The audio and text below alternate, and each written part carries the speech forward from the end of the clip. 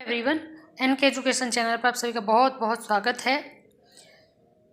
आप बीपीएससी की परीक्षा कितनी बार दे सकते हैं और वो जो परीक्षा में आपका मतलब उसको किस प्रकार काउंट किया जाएगा, यह समझना बहुत ज़रूरी है।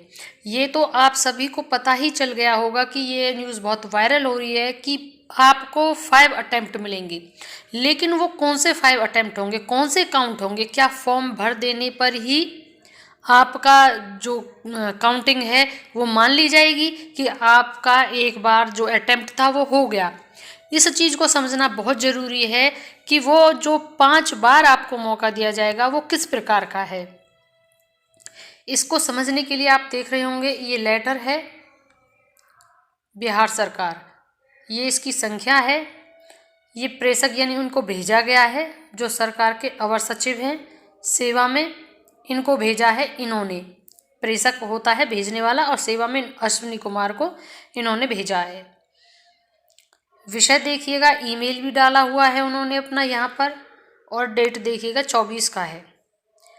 सरकारी सेवकों को प्रतियोगिता परीक्षा में सम्मिलित होने के लिए अवसरों की सीमा के संबंध में, यानी कि आप जो कॉम्पिटिटिव एग्ज़ाम देंगे उसमें आपको कितने मौके मिलेंगे, कितने अवसर मिलेंगे, उसकी कितनी सीमा है के संबंध में यह लेटर प्रेषित किया गया है। प्रसंग में है आपका अभ्यावेदन दिनांक 5/8/2023, यानी ये 5 अगस्त का है। महाशय, निर्देशानुसार कहना है कि प्रसंग वर्णित अभ्यावेदन द्वारा सामान्य प्रशासन विभाग का संकल्प संख्या 22,218 दिनांक 12/12/2022 के तहत सरकारी सेवकों को प्रतियोगिता परीक्षा में सम्मिलित होने के लिए अवसरों की सीमा की गिनती के संदर्भ में परीक्षा की गई थी, यानी कितने अवसर दिए जाएंगे, उसकी कितनी सीमा होगी के बारे में परीक्षा की गई थी। उक्त गिनती आवेदन करने से मानी जाएगी।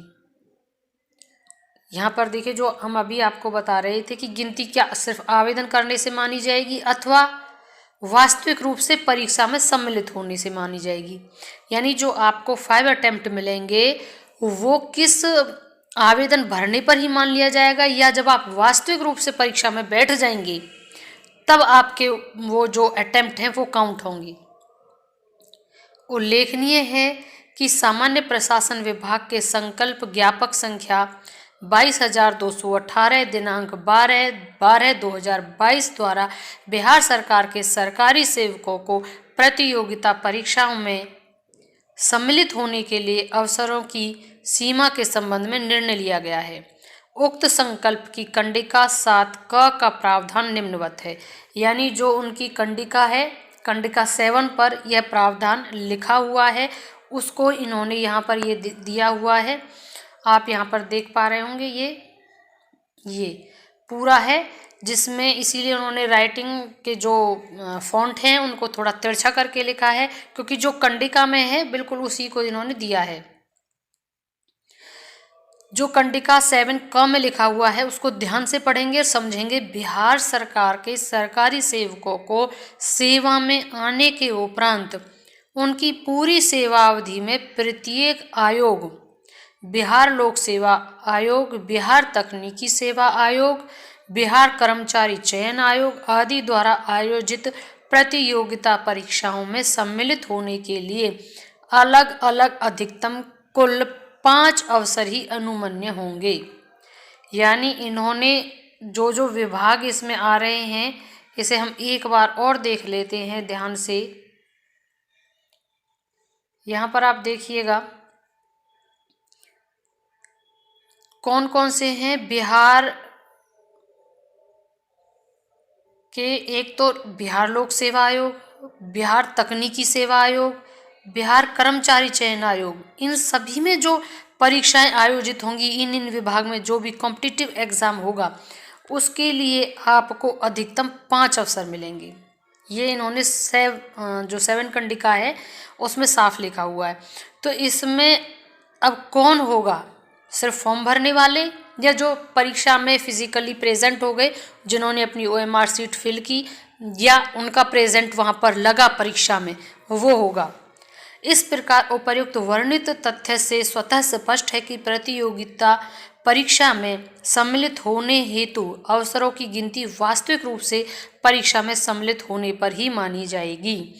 यानी कि अब आप देखिए यहाँ पर और इन्होंने क्लियर कर दिया है, अवसरों की गिनती वास्तविक रूप से परीक्षा में सम्मिलित होने पर ही मानी जाएगी। यानी आपने सिर्फ फॉर्म भरा, फॉर्म भरने पर आपकी काउंटिंग नहीं होगी। जब आप वहाँ पर फिजिकली प्रेजेंट होंगे, जब आप प्रेजेंट होते हैं, प्रेजेंट होने पर आपकी काउंटिंग होगी। परीक्षा में आप सम्मिलित हुए तब आपकी काउंटिंग होगी। यहाँ पर क्लियर है आपका, यानी कि फॉर्म भर देना और आप वहाँ पर किसी कारणवश परीक्षा में सम्मिलित नहीं हुए तो आपकी काउंटिंग नहीं मानी जाएगी। आपको वो 5 अवसर मिलेंगे जिन 5 अवसरों में आप परीक्षा में सम्मिलित रहे थे, वो काउंट होंगे, ना कि फॉर्म भरना काउंट होगा। मुझे लगता है कि ये चीज़ अब बिल्कुल क्लियर हो गई होगी कि वो 5 अवसर कौन से हैं जो काउंट किए जाएंगे।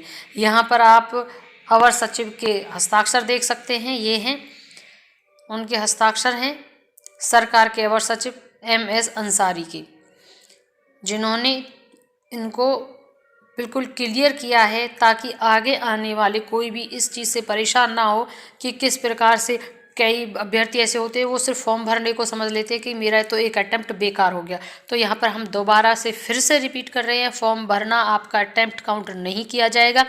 जब आप परीक्षा में सम्मिलित हो जाएंगे तब आपका अटेम्प्ट काउंट होगा और आपको 5 मौके मिलेंगे।